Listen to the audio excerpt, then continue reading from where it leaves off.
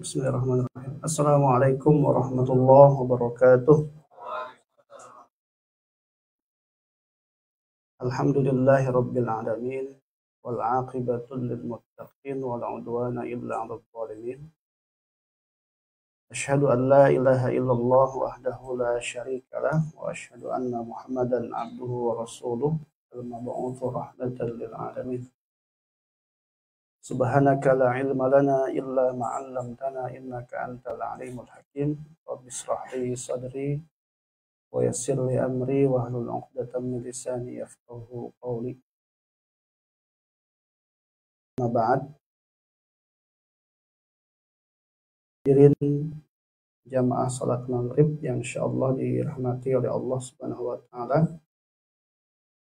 Bersyukur kita kepada Allah pada kesempatan malam hari ini kita dapat bersama-sama bermuajahah, berkumpul dalam rangka thalabul ilmi.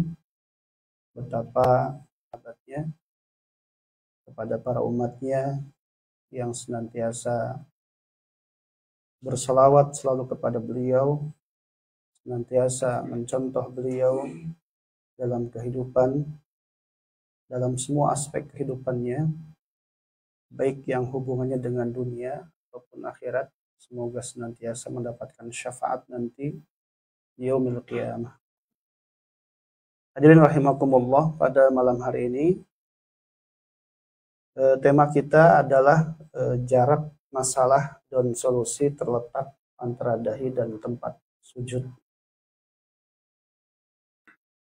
Tema ini sengaja diangkat untuk memberikan sebuah ilustrasi kepada kita semuanya, untuk memberikan sebuah gambaran kepada kita semua bahwa kita semua punya masalah dan masalah kita masing-masing. Ada yang besar, ada yang kecil, atau bahkan bisa jadi sangat besar, sangat pelik. Sampai-sampai ada orang yang semasa hidupnya itu bisa kita bilang ahli masalah, ahli musibah. Tapi ada orang yang hidupnya enak-enak saja, ahlul afiyah. Nanti kita akan lihat itu ternyata ada perbedaan ahlul musibah dan ahlul afiyah. Apa letaknya sangat dekat antara dahi dan tempat sujud? Karena ternyata memang solusi itu sangat dekat. Hanya seringkali kita sebagai manusia itu atau sebagai orang yang beriman itu nggak yakin bahwa masalah datang dari Allah, dan tentu Allah juga yang paling tahu solusinya. Rahimakumullah. Saya coba menyampaikan ilustrasi terlebih dahulu atau hal-hal yang sifatnya konseptual pada teman-teman sekalian, biar kita bisa memahami tujuan ataupun karakter daripada masalah yang kita hadapi. Yang pertama adalah bahwa ujian yang kita peroleh atau masalah yang kita peroleh, yang kita hadapi, disebutkan di dalam Al-Quran itu adalah sebagai upaya Allah untuk membuktikan sejauh mana keimanan dan kualitas kita di hadapan Allah Subhanahu wa taala. Ibarat orang sekolah, jenengan bisa naik ke tingkat selanjutnya ketika sudah bisa melewati fase ujian demi ujian. Jenengan bisa naik ke kelas 2 kalau sudah lulus di kelas 1. Bisa naik ke kelas 3 kalau lulus di kelas 2. Dan seterusnya. Sehingga berarti semakin tinggi level seseorang, sesungguhnya semakin tinggi juga level ujiannya. Kalau kita merasa bahwa kita yang paling berat ujiannya, nanti kita akan lihat bahwa ternyata bukan kita yang paling berat. Kekasih Allah saja, para nabi, misalkan orang-orang saleh di zaman itu, mereka pun diuji oleh Allah Subhanahu wa taala. Jadi yang pertama itu adalah ujian sebagai bukti keimanan dan kualitas amal kita. Dalam beberapa ayat Allah menyampaikan ahasiban nasu ayyutraku ayyaqulu amanna wa hum la yuftanun. Apakah mereka mengira bahwasanya mereka itu dibiarkan tanpa ujian? Walaqad fatanna alladzina min qablihim. Sesungguhnya kami telah menguji orang-orang sebelum mereka. Fal ya'lamannallahu alladzina shadaqu wal ya'lamannal kadzibin. Agar mereka tahu, ya. Agar Allah tahu mana yang benar-benar imannya dan mana yang dusta atas keimanannya kepada Allah Subhanahu wa taala. Kita mengaku beriman kepada Allah Subhanahu wa taala, tapi ketika datang ujian bertubi-tubi kepada kita, apakah kita ingat Allah? Atau justru kita malah bersandar kepada selain Allah Subhanahu wa taala? Ya. Dalam ayat yang lain Allah Subhanahu wa taala berfirman, "Alladzi khalaqal mauta wal hayata liyabluwakum ayyukum ahsanu amala."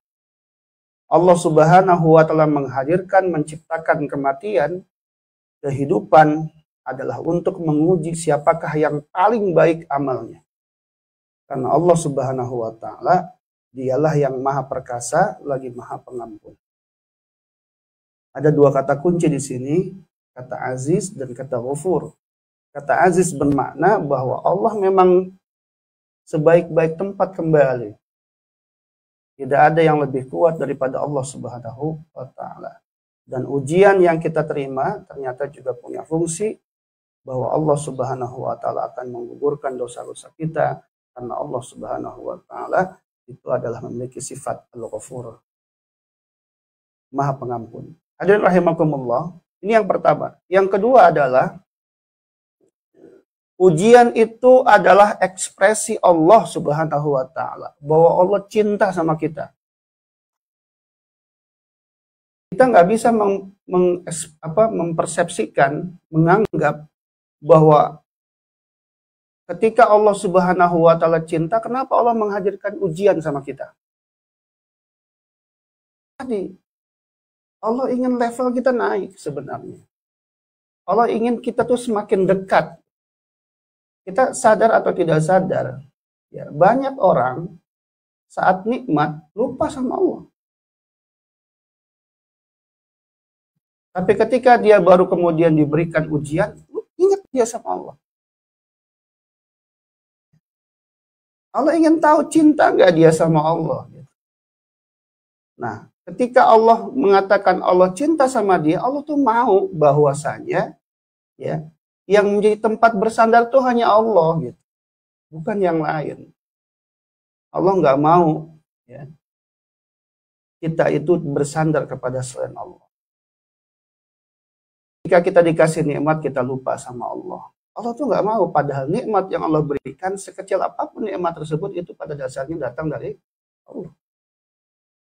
Ya. Maka tadi saya sampaikan misalkan di awal, kita merasa bahwa kita yang paling besar ujiannya. Ternyata generasi sebelum kita, bahkan para nabi yang mereka itu menyampaikan Islam, menyampaikan agama ini kepada kita semuanya, karena pesan pesan para nabi pada dasarnya adalah untuk menyampaikan tauhid, mengesahkan Allah Subhanahu wa taala, dan semua mendapatkan ujiannya masing-masing. Ya. Dalam satu riwayat disebutkan, idza habballahu qauman ibtalahum. Jika Allah mencintai satu kaum, maka mereka akan diuji. Syaddun nasi bala'an al-anbiya thummas salihun thummal amsal fal amsal. Manusia yang paling berat cobaannya itu adalah para nabi. Berarti kalau para nabi saja diuji dengan ujian yang sangat luar biasa berat, kita ini siapa? Nabi pun bukan. Ada yang mungkin mengaku sebagai nabi. Saya nabi, tapi minum Pocari Sweat. Gak kuat dia berarti. Ya. Dia nabi, ngaku ketemu sama malaikat Jibril gitu misalkan. Tapi ketika ditangkap bersama dalam sel, ditanya, kamu kenal nggak ini? Ini ngaku malaikat Jibril, ini ngaku sebagai Nabi Muhammad. Nyata nggak saling kenal. Ketemu di mana dia sebenarnya? Gitu. Kita bukan nabi. Maka kalau kemudian ujian kita pun misalkan, ya, sesungguhnya belum seberapa dibandingkan apa yang dihadapi oleh para nabi misalkan, berarti kita nggak usah banyak mengeluh sebenarnya. Itu, ya. Orang-orang soleh juga diuji. Bagaimana Rasulullah misalkan diuji bertubi-tubi dalam dakwah, ya, sampai bahkan malaikat Jibril pernah marah kepada orang-orang kafir Quraisy sampai mengatakan kepada Rasulullah SAW, apakah perlu aku lemparkan gunung Uhud ini kepada mereka yang telah menyakitimu? Maka kata Rasulullah, jangan, fa innahum la ya'lamun. Mereka itu nggak tahu.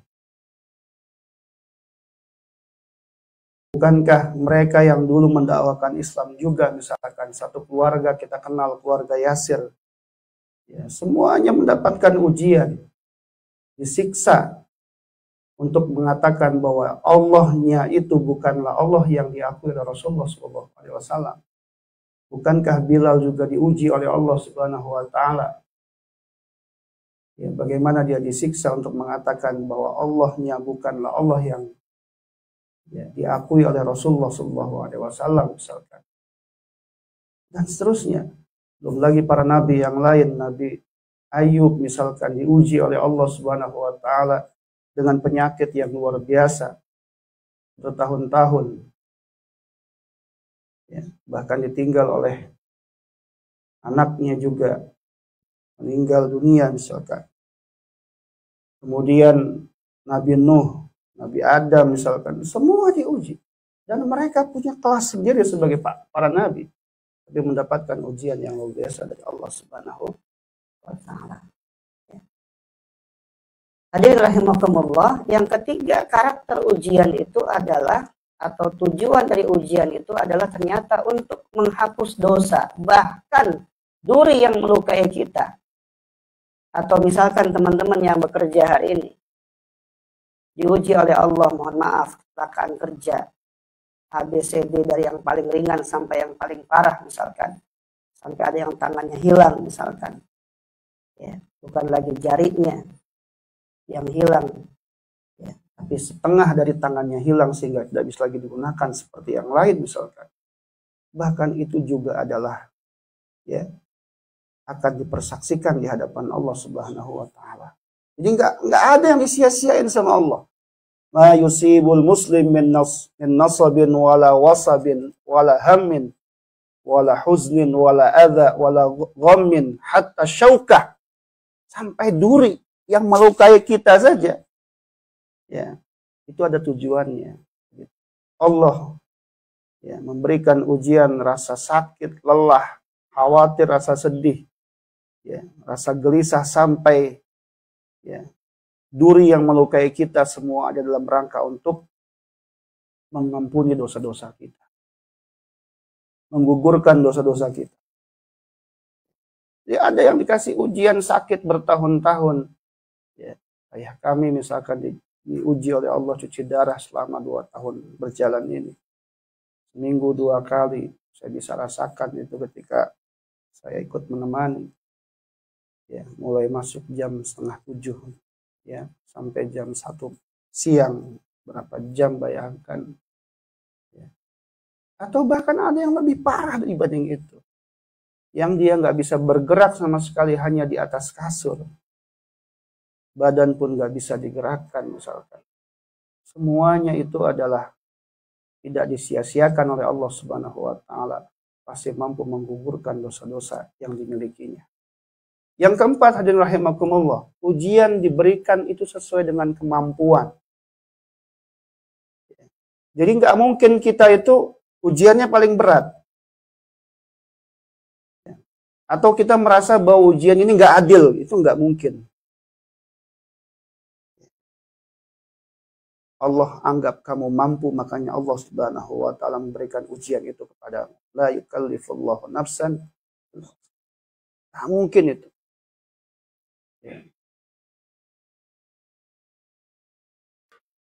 Jadi apapun yang menimpa kita, apapun ujian yang kita hadapi, sejatinya itu adalah sudah difilter oleh Allah Subhanahu wa Ta'ala. Nggak mungkin itu salah alamat. Harusnya ujiannya itu nyampainya ke dia, malah nyampe ke saya. Padahal kualitasnya bagusan dia, kenapa ujiannya ada di saya? Nggak bisa kita mengatakan seperti itu. Karena kita semuanya itu beredar atau berjalan di atas takdir yang sudah Allah Subhanahu wa Ta'ala tentukan. Kalau kita mengenal ada istilah, ya, istilah syariat, tarikat, kemudian hakikat, ya. Syariat itu adalah hal-hal yang diwajibkan oleh Allah Subhanahu wa Ta'ala kita lakukan, sampai hal yang dilarang oleh Allah kita tinggalkan. Tarekat itu sesuatu yang sunnah kita jalankan, dan hakikat itu adalah iman kepada qada dan qadar. Maka orang bisa benar-benar baik di hadapan Allah ketika menjalankan tiga hal ini beriringan. Kalau dia berilmu, dia menjalankan perintah Allah yang wajib misalkan, syariat dijalankan misalkan. Kemudian dia melakukan hal yang sunnah. Dia menjalankan tarikat misalkan. Atau tarikat atau tirakat misalkan. Tapi dalam aspek yang lain, hakikat misalkan, dia tidak mendukung atau tidak ada pada diri dia nggak yakin sama Allah, dia meremehkan orang lain, dia belum menjalankan Islam secara baik. Dia merasa bahwa dirinya itu paling baik misalkan. Itu belum melakukan hakikat Islam itu sendiri. Hadirin rahimakumullah, semua diuji tanpa terkecuali. Ya. Jadi semuanya punya ujian masing-masing. Jadi jangan merasa saya doang, oh dia enggak. Bahkan kenikmatan yang diperoleh saja, kebaikan yang didapatkan saja, itu pun bagian dari ujian. Jangan dikira ujian itu hanya sebatas hal-hal yang membuat orang itu merasa tidak nyaman gitu. Ya.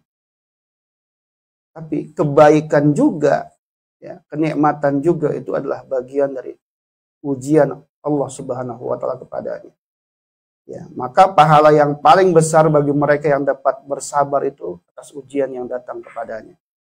Wala nabluwannakum bisyai'in minal khaufi wal ju' wa naqsin minal amwali wal anfusi wath thamarat wa basyirus sabirin alladzina idza asabathum musibah qalu inna lillahi wa inna ilaihi raji'un. Ulaika alaihim salawatu mir rabbihim wa rahmah wa ulaika humul muhtadun. Allah menguji mereka sedikit sebenarnya dari ketakutan. Ada yang diuji sampai hari ini perang seperti di Palestina misalkan. Ya, bahkan habis. Tapi teman-teman pernah tahu tidak? Antara mereka justru, ya, mentalitas tidak seperti kita. Ya, mereka itu mendapatkan kematian seperti sesuatu yang sangat diimpikan. Ya, di antara mereka ketika ada satu dari anggota keluarganya dipanggil oleh Allah Subhanahu wa Ta'ala dalam proses, ya, peperangankah atau kematian yang dilakukan langsung oleh Israel, mereka malah mengatakan terima kasih ya Allah, ini adalah syahid bagi kami. Ada yang kemudian diuji dengan kelaparan, makan saja susah misalkan, dan bertahun-tahun. Ada yang diuji dengan harta yang kurang, hutang di mana-mana misalkan. Bukan karena kesengajaan, bukan karena gaya hidup, tapi satu kebutuhan sehingga dia harus berhutang misalkan. Ada yang dia diuji dengan jiwa. Ulaika alaihim salawat. Yang pertama salawat. Umar bin Khattab mengatakan, ya, alangkah nikmatnya dua balasan ini. Ya, yaitu yang pertama adalah salawat. Ya, salawat itu artinya adalah, ya, keberkahan yang sempurna. Ya, dapatkan keberkahan dari Allah Subhanahu wa Ta'ala bisa saja dalam bentuk ganti dari apa yang tadinya hilang.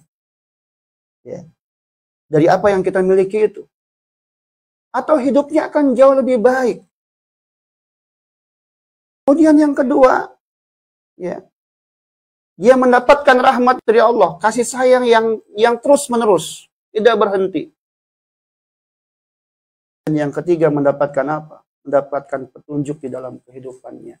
Wa ulaika humul muhtadun. Tadi syaratnya sabar. sabar ya, dari apa yang Allah Subhanahu wa taala uji kepada.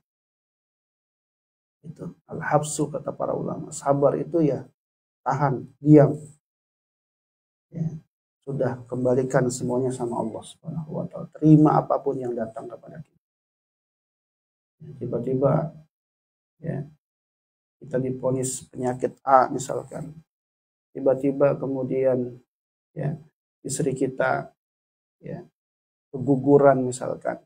Ya, tiba-tiba kita baru bangun rumah ya dengan angka yang luar biasa fantastis 500 juta 1 miliar ya.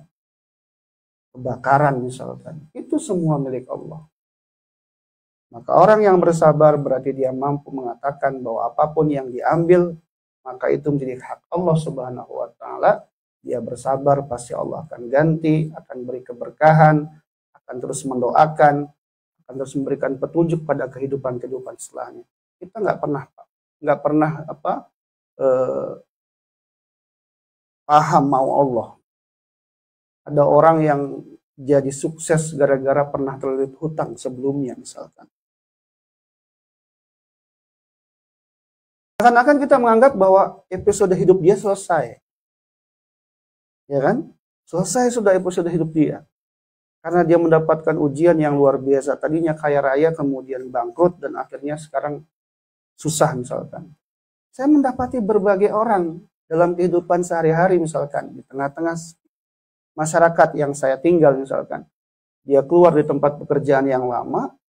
Di tempat yang lama dia sudah luar biasa hebat. Dia mulai dari awal dan sekarang jauh lebih hebat lagi. Dia punya anak perusahaan di mana-mana. Kita kenal satu perusahaan ya yang kita sebut dengan just tip atau apa, kirim barang itu di Indonesia hampir kolaps, tapi kemudian dengan sedekah yang luar biasa akhirnya kemudian semakin bangkit dan sekarang lebih maju lagi. Kita nggak pernah tahu mau Allah Subhanahu wa taala, tapi ketika kita bersabar ridho ya atas ujian yang menimpa kita ya, maka insya Allah itu akan memberikan kebaikan. Salawatun min rabbihim wa rahmah wa ulaika humul muhtadun. 3 hal didapatkan kalau kita bersabar. Maka sebenarnya bukan ujian yang berat teman-teman, tapi kitanya yang nggak bersabar. Bukan ujiannya yang berat, tapi kita yang nggak lapang dada. Bukan ujiannya yang berat, karena kitanya yang nggak legowo terhadap apa yang digariskan oleh Allah Subhanahu wa taala. Bukannya berat jadi jomblo, karena kitanya yang nggak terima. Gitu ya. Karena jomblo itu pilihan, ya, bukan takdir. Ya. Yang keenam, ujian ada yang baik dan ada yang buruk tadi saya sampaikan. Ya. Wa nabluukum bisyarri wal khairi fitnah, ya, wa ilaina turja'un. Ya. Keburukan itu bisa musibah, kebaikan itu bisa nikmat. Ya. Ibnu Abbas pernah berkata Allah menguji dengan kebaikan dan keburukan, kesempitan dan kelapangan, kesehatan dan rasa sakit, kekayaan dan kefakiran, halal dan haram, ketaatan dan kemaksiatan, petunjuk dan kesesatan dan seterusnya. Itu semua ujian. Ya. Jadi jangan merasa saya nggak diuji. Padahal nikmat yang diberikan Allah juga adalah pasti ada orang yang diuji itu, ya. Karena kita menganggap bahwa ujian itu selalu sesuatu yang sifatnya gak nikmat. Padahal bisa saja nikmat itu adalah ujian. Hadirin rahimakumullah. Nah itu persepsi awalnya. Ya. Kalau kita sudah memahami persepsi awal itu, nah, penting kita semakin sadar bahwa ternyata solusi itu sebenarnya sangat dekat atas persoalan yang kita hadapi. Ya. Saya ingin mengatakan bahwa setiap masalah ada solusinya. Ya, setiap masalah, setiap ujian itu ada kunci jawabannya. Tidak mungkin ya seorang guru membuat soal nggak ada kunci jawabannya. Tidak mungkin seorang pembuat pintu ya dia nggak bikin kuncinya. Mungkin nggak? Oke. Ya, maka setiap masalah pasti ada jalan keluar. Setiap masalah pasti ada solusinya. Maka apa yang dibutuhkan biar kita semakin yakin atas segala persoalan yang kita hadapi, bahwa semua datang dari Allah, dan kemudian itu semua kembali kepada Allah Subhanahu wa Ta'ala. Saya ingin mengatakan bahwa keyakinan itu muncul dari ketakwaan. Ya. Maka orang-orang yang bertakwalah yang yakin bahwa solusi itu ada sebenarnya. Dari siapa? Dari Allah Subhanahu wa Ta'ala. Nah, kuncinya di sini atau kata kuncinya di sini saya sampaikan, bagaimana kita biar mendapatkan solusi. Pada ayat-ayat ini Allah Subhanahu wa Ta'ala berfirman, teman-teman sekalian, ya, di mana ketakwaan dihubungkan dengan kemudahan. Ada kata takwa dan ada kata kemudahan di sini. Ya.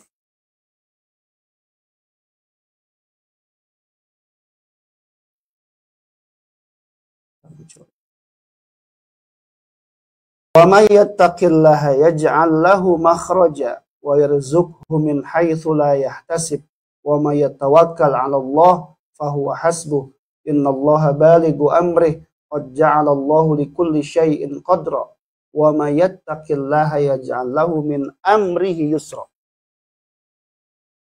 Surat At-Talaq ya, ayat 2, 3 dan 4 itu. Jadi kalau takwa kita itu, apa takwa? Takwa itu adalah menjalankan perintah Allah, menjauhi larangan Allah. Orang kalau bertakwa, dia akan ridho terhadap ujian yang menimpanya. Ketika Allah menyampaikan dalam surat Al-Insyirah ayat 5-6, fa inna ma'al usri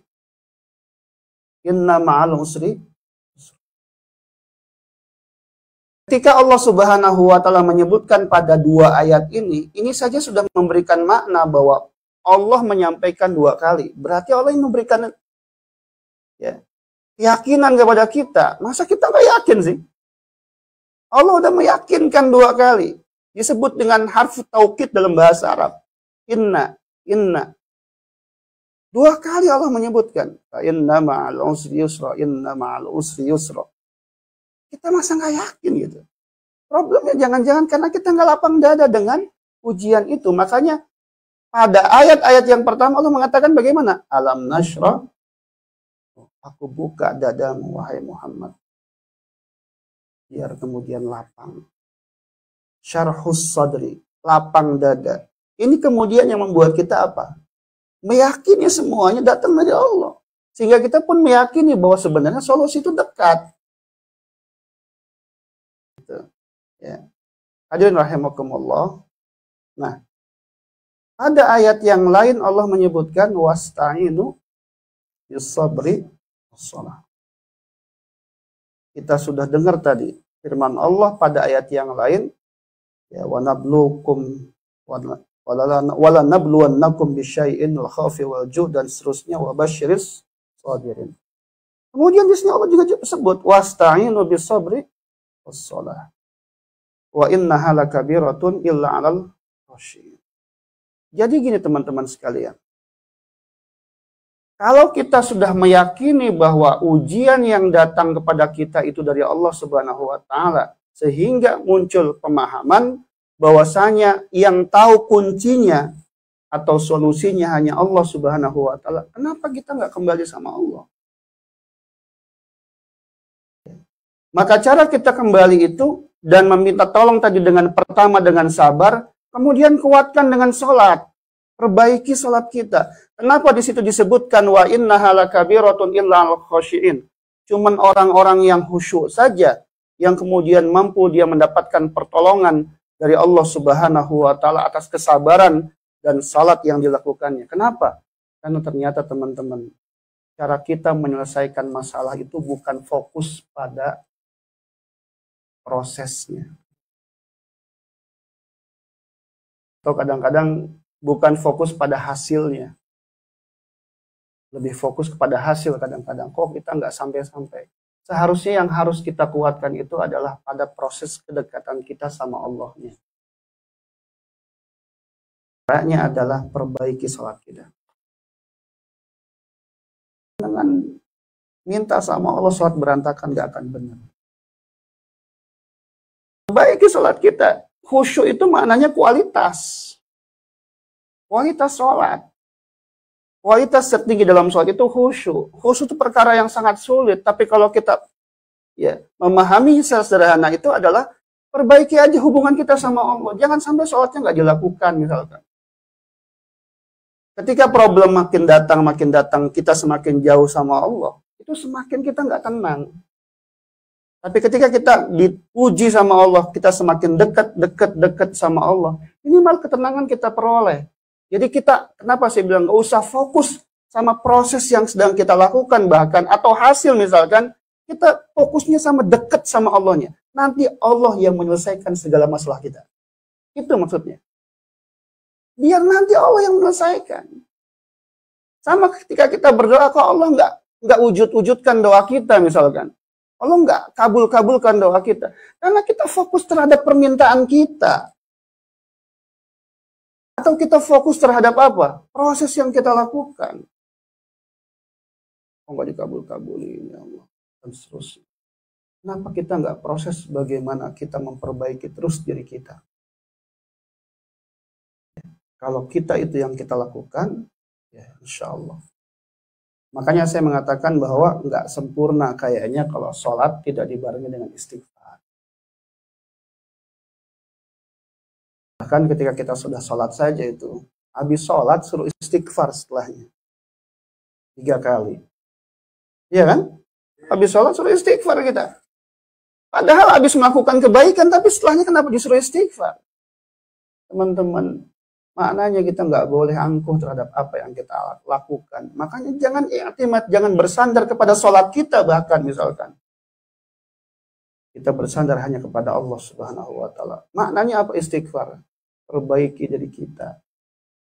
Bertaubat kepada Allah atas segala dosa yang pernah kita lakukan. Baru nanti masalah itu diselesaikan sendiri oleh Allah Subhanahu wa Ta'ala. Bukan kita yang menyelesaikan. Bukan kita. Kita itu nggak akan pernah mampu menyelesaikan masalah apapun yang kita hadapi. Kita fokusnya terhadap perbaikan diri kita saja. Semakin dekat hubungannya sama Allah. Makanya pada surat Al-Insyirah ujungnya apa? Fa'idha faroghtafan, kembali sama Allah. Lari. Kita jalan mendekati Allah, Allah lari mendekati kita. Ya, hadirin rahimakumullah. Imam Hasan Al-Basri pernah didatangi oleh orang, ya, mereka bertanya, saya ini nggak punya anak, bagaimana solusinya? Saya ini bisnisnya berantakan atau tanah saya, sawah saya nggak panen-panen, gimana caranya? Apa yang dijawab oleh Imam Hasan Al-Basri? Aktsiru minal istighfar. Perbanyaklah istighfar kepada Allah Subhanahu wa Ta'ala. Jangan meremehkan teman-teman. Gara-gara istighfar yang dibaca oleh seseorang yang dia mau ketemu sama Imam Ahmad, pernah dengar ceritanya tukang roti itu? Dia tukang roti baca istighfar terus tiap kali dia melakukan adonan rotinya. Astagfirullah, astagfirullah, astagfirullah. Sampai satu ketika Imam Ahmad bin Hanbal, dia mendatangi tempat beliau, ya, tidur di rumahnya, dan melihat langsung apa yang dilakukan oleh tukang roti itu. Ya. Dan Imam Ahmad kemudian bertanya, apa yang engkau baca? Apa yang engkau peroleh dari bacaan yang sudah engkau baca ini setiap hari, bertahun-tahun dan seterusnya? Kata dia bagaimana? Aku sudah mendapatkan apapun yang aku peroleh. Bisnis yang luar biasa lancar, kedekatan sama Allah semakin baik dan seterusnya. Ada satu yang belum dikasih sama Allah. Apa? Aku mau bertemu dengan orang yang aku cinta, yang dia bernama Imam Ahmad bin Hanbal. Sampai dia menangis. Ternyata gara-gara istighfar orang ini sampai aku datang. Gak ada yang gak mungkin teman-teman. Perbaiki hubungan kita sama Allah. Taubat kita kuatin sama Allah. Perbanyak istighfar atas segala dosa yang pernah kita lakukan. Terus salat kita diperbaiki. Pasti insya Allah segala persoalan ya dimudahkan oleh Allah Subhanahu wa Ta'ala. Terakhir, saya mengatakan sekali lagi, ya, tidak ada masalah yang berat.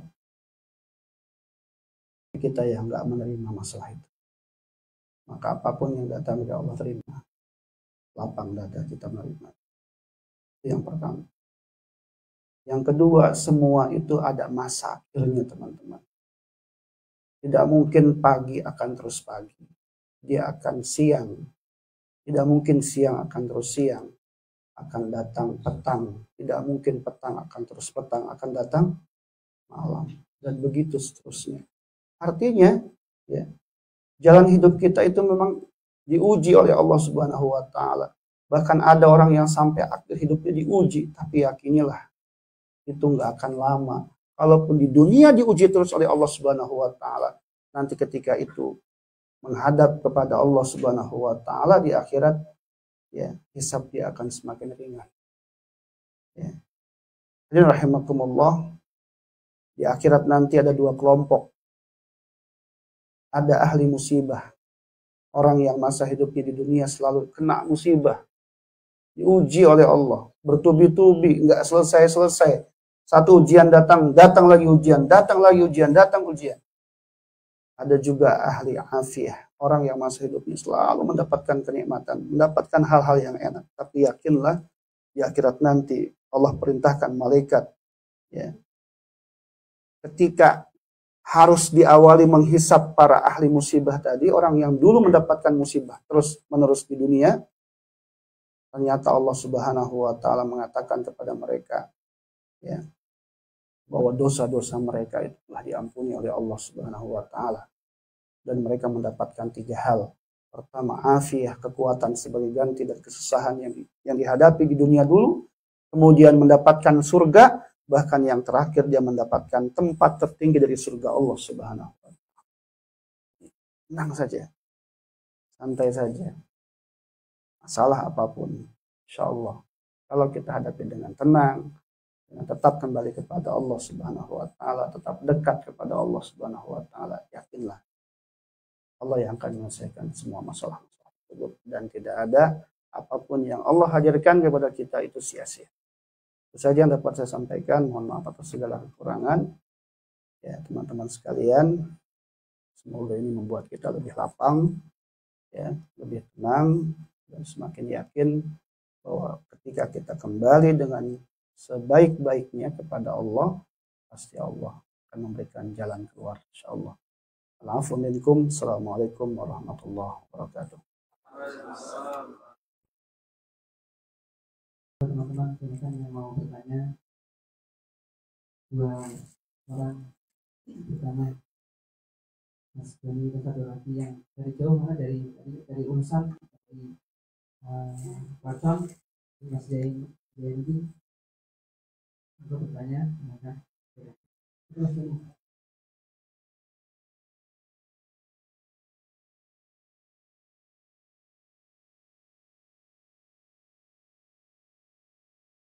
Assalamualaikum warahmatullahi wabarakatuh. Nama saya Koni dari Ansar. Saya ingin bertanya, bagaimana cara mengetahui masalah yang datang di roh itu ujian, teguran, atau azab bagi kita? Mungkin itu yang saya tanyakan. Wassalamualaikum warahmatullahi wabarakatuh. Lagi?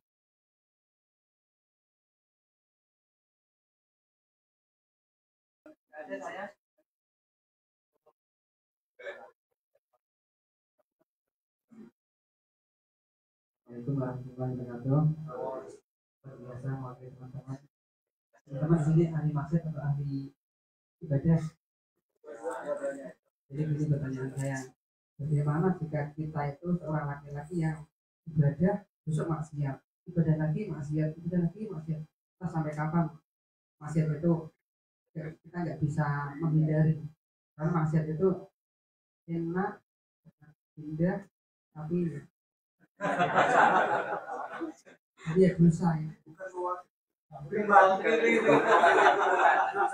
Saya nanya, menurut ahli maksiat atau ahli ibadah? Ibadah juga jelas.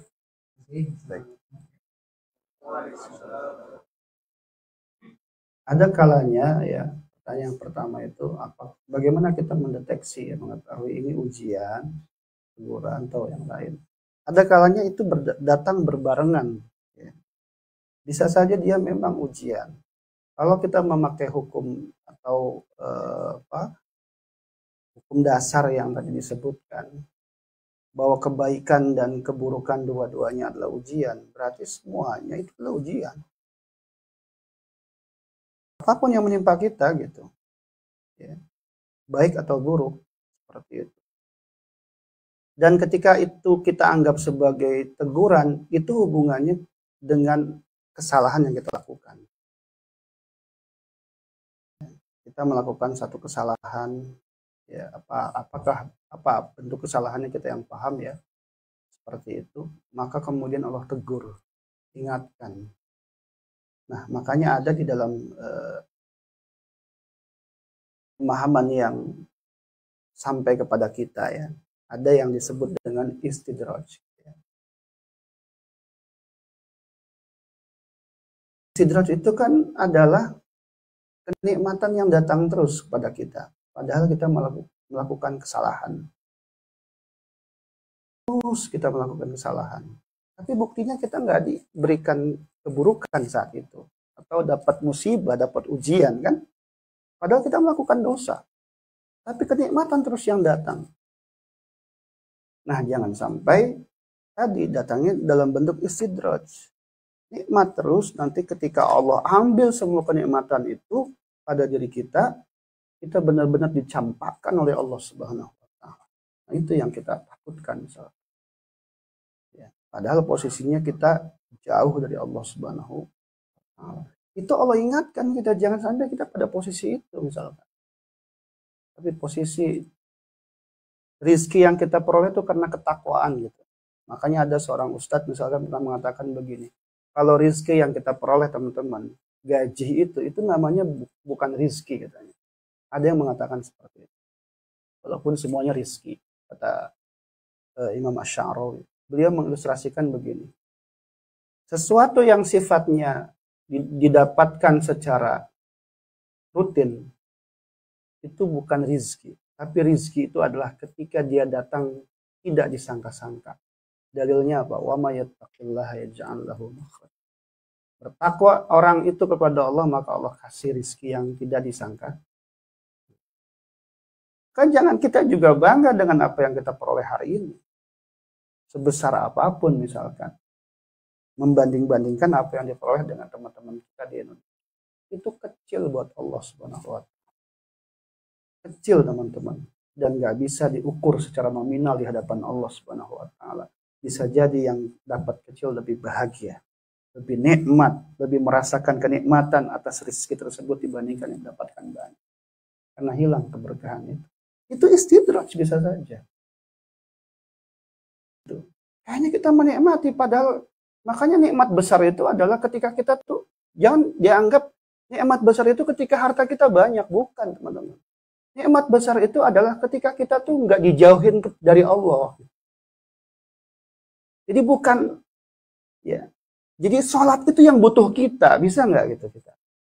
Bisa, karena kan orang itu kalau misalkan dia dekat dengan sholat, orang itu dekat dengan baca Quran misalkan. Quran itu sampai nggak mau berpaling dari kita. Itulah nikmat. Maka nikmat besar itu ketika kita nggak jauh dari Allah. Gitu. Ya. Jadi bisa saja apa yang kita peroleh ketika dilakukan, didapatkan atas perlakuan buruk kita, itu adalah teguran dari Allah Subhanahu wa Ta'ala. Dan sebaik-baik kita adalah segera meminta kepada Allah daripada nanti Allah datangkan dalam bentuk itu, ya. Kemudian pertanyaan kedua, ada orang melakukan kebaikan, nanti melakukan dosa lagi, melakukan kebaikan lagi, dosa lagi. Ya. Bagaimana ini? Ya. Untuk kalau ditanya baik atau nggak baik gitu ya. Ya. Semua kita tuh kullu bani Adam khata'un, setiap kita tuh bisa punya salah. Iman itu naik turun. Ya. Bisa punya salah. Bisa lalai, yang tadinya rajin ibadah jadi nggak rajin lagi misalkan. Tapi ya jangan sampai ditinggalin sholatnya. Maksiat terbesar itu adalah, dosa terbesar adalah meninggalkan sholat. Dosa terbesar itu adalah ya, berani memakan yang diharamkan, meminum yang diharamkan, berzina, ya, berhubungan di luar pernikahan. Kita sadar atau tidak sadar, ya, banyak orang ini dosa besar, teman-teman. Nikmati mata bermaksiat, terus ya, apapun dalam bentuk yang lain misalkan, itu dilakukan terus, lama-lama dosa besar itu. Ya. Jadi kalau kita melakukan kesalahan, ya segera ingat Allah Subhanahu wa Ta'ala. Melakukan kesalahan lagi, segera ingat Allah Subhanahu wa Ta'ala. Tapi saya berharap semoga kita istiqomah, insya Allah. Ya. Jangan sampai kita itu, ya, lebih banyak lalainya kepada Allah Subhanahu wa Ta'ala. Ya. Seminggu teman-teman atau 1 bulan misalkan, sempatkanlah ke masjid.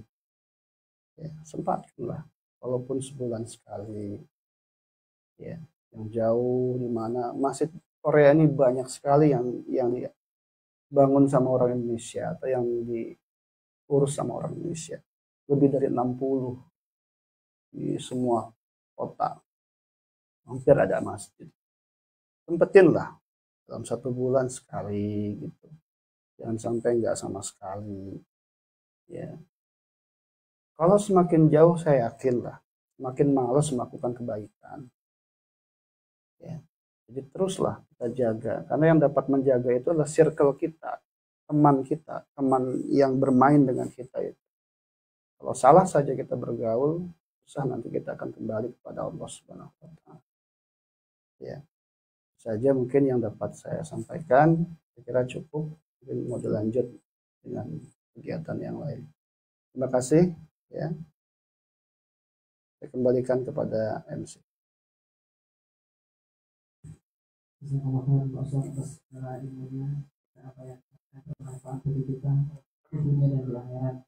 Semoga kita menjadi manusia yang bermanfaat.